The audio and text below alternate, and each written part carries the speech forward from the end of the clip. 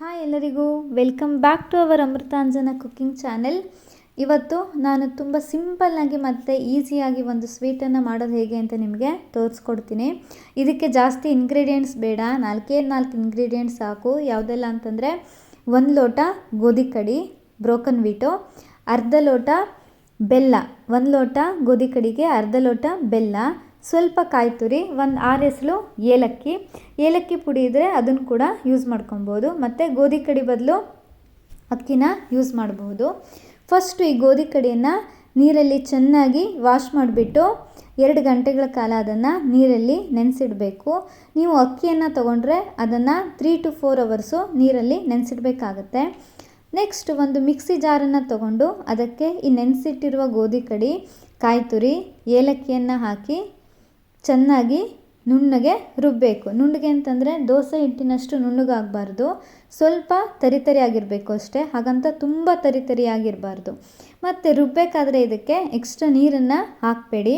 ನೀರನ್ನು ಹಾಕಿದರೆ ಏನಾಗುತ್ತೆ ಅಂದರೆ ಎಣ್ಣೆಯಲ್ಲಿ ಕರಿಬೇಕಾದ್ರೆ ಸಿಡಿಯುತ್ತೆ. ಸೊ ಹಾಗಾಗಿ ನೀರನ್ನು ಹಾಕಬಾರ್ದು. ಮತ್ತು ಗೋಧಿ ಕಡಿಯನ್ನು ನೆನೆಸಿಟ್ಟಿರ್ತೀವಲ್ವ, ಸೊ ಚೆನ್ನಾಗಿ ನೀರನ್ನೆಲ್ಲ ಹಿಂಡಿಬಿಟ್ಟು ಗೋಧಿ ಕಡಿಯನ್ನು ಮಿಕ್ಸಿ ಜಾರಿಗೆ ಹಾಕಬೇಕಾಗತ್ತೆ. ನೆಕ್ಸ್ಟ್ ಇದಕ್ಕೆ ಬೆಲ್ಲವನ್ನು ಆ್ಯಡ್ ಮಾಡಿ ಚೆನ್ನಾಗಿ ಮಿಕ್ಸ್ ಮಾಡಬೇಕು.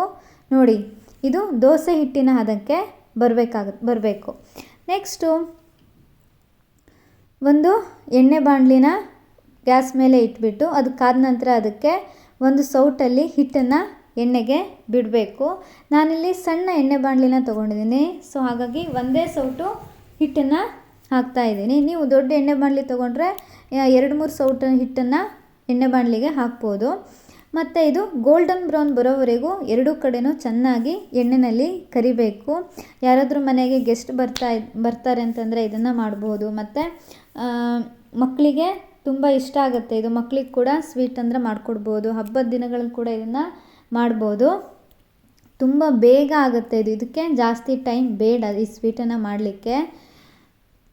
ಇದರಲ್ಲಿ ಎಣ್ಣೆನ ಇದು ಜಾಸ್ತಿ ಹೀರ್ಕೊಳ್ಳುತ್ತೆ. ಈ ಎಣ್ಣೆನ ತೆಗಿಯೋಕ್ಕೆ ಏನು ಮಾಡಬೇಕು ಅಂತಂದರೆ 1 ಲೋಟನ ತೊಗೊಂಡು ಇದ್ರ ಮೇಲೆ ಚೆನ್ನಾಗಿ ಪ್ರೆಸ್ ಮಾಡಬೇಕು. ನೋಡಿ, ಪ್ರೆಸ್ ಮಾಡಿಬಿಟ್ಟು ಇದನ್ನು ಟಿಶ್ಯೂ ಪೇಪರ್ ಮೇಲೆ ಇಡಬೇಕು. ಸೊ ಬಿಸಿ ಆದಂತಹ ಸ್ವೀಟ್ ರೆಡಿಯಾಗಿದೆ.